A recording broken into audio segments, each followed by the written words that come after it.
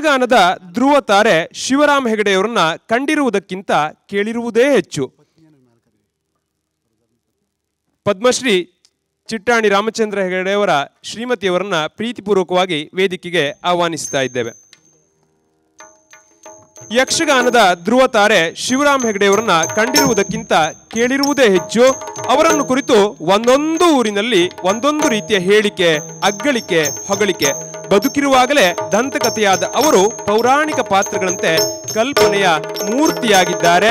ಕೆರೆಮನೆ ಪರಂಪರೆಯ ವಾರಸುದಾರ ಶಿವರಾಮ ಹೆಗಡೆಯವರ ಮೊಮ್ಮಗ ದಿವಂಗತ ಶಂಭು ಹೆಗಡೆಯವರ ಮಗ ಶ್ರೀ ಶಿವಾನಂದ ಹೆಗಡೆಯವರು ತನ್ನ ಅಜ್ಜ ಶಿವರಾಮ ಹೆಗಡೆ ಕೆರೆಮನೆಯವರ ಹೆಸರಿನಲ್ಲಿ ಪ್ರಶಸ್ತಿಯನ್ನ ಹಲವಾರು ವರ್ಷಗಳಿಂದ ನೀಡುತ್ತಾ ಬಂದಿದ್ದು, ಈ ವರ್ಷ ಚಿಟ್ಟಾಣಿ ರಾಮಚಂದ್ರ ಹೆಗಡೆಯವರಿಗೆ ಈ ಪ್ರಶಸ್ತಿಯನ್ನ ನೀಡಲಾಗ್ತಾ ಇದೆ.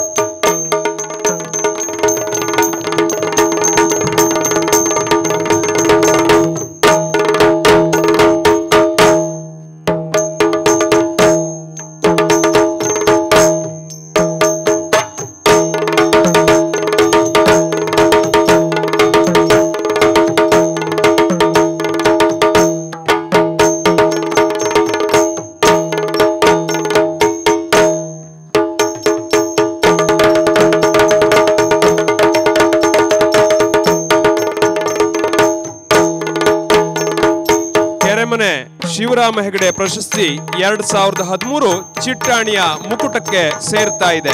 ಇದೀಗ ಈಗಾಗಲೇ ಪದ್ಮಶ್ರೀ ಪ್ರಶಸ್ತಿ ಚಿಟ್ಟಾಣಿಯವರಿಗೆ ಸಂದಾಯವಾಗಿದ್ದರೂ ಕೂಡ GS ಭಟ್ಟರ ಅನಿಸಿಕೆಯಂತೆ ಪದ್ಮಶ್ರೀಗಿಂತ ದೊಡ್ಡದು ಕೆರೆಮನೆ ಶಿವರಾಮ ಹೆಗಡೆ ಈ ಪ್ರಶಸ್ತಿ.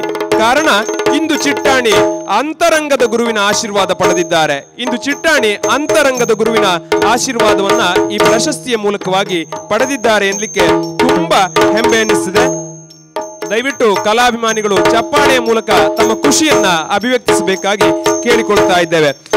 ಕಳೆದಾರು ದಶಕದಲ್ಲಿ ದಣಿವಿಲ್ಲದೆ ಕುಣಿದ ಯಕ್ಷಗಾನದ ಮುಕುಟಮಣಿ ನಮ್ಮೂರ ಚಿನ್ನ ಚಿಟ್ಟಾಣಿ ಸನ್ಮಾನಿಸಲು ಬಂದ ಕಲೆಯ ಕಲ್ಯಾಣಿ, ಸನ್ಮಾನಿತನಾದ ಕಲೆಯ ಕಲ್ಯಾಣಿ. 80ರ ಅಂಚಿನಲ್ಲೂ 30ರ ಕುಣಿತ ಕಿರಿಕಲಾವಿದರಿಗೆ ಜೀವಂತ ಮಾದರಿ. ಚಿಟ್ಟಾಣಿ ವ್ಯಕ್ತಿಯಲ್ಲ, ಅದ್ಭುತ ಶಕ್ತಿ. ಕರತಲ ಮಲಕ ನವರಸದ ಅಭಿವ್ಯಕ್ತಿ, ಕರತಲ ಮಲಕ ನವರಸದ ಅಭಿವ್ಯಕ್ತಿ. ಪದ್ಮಶ್ರೀ ಚಿಟ್ಟಾಣಿ ರಾಮಚಂದ್ರ ಹೆಗಡೆಯವರು ಈ ದಿನ ಕೆರೆಮನೆ ಶಿವರಾಮ ಹೆಗಡೆ ಪ್ರಶಸ್ತಿಯಿಂದ ಪುರಸ್ಕೃತರಾಗಿದ್ದಾರೆ. ಕಲಾಭಿಮಾನಿಗಳ ಹೃದಯ ಸಿಂಹಾಸನವನ್ನು ಅಲಂಕರಿಸಿದ್ದಾರೆ.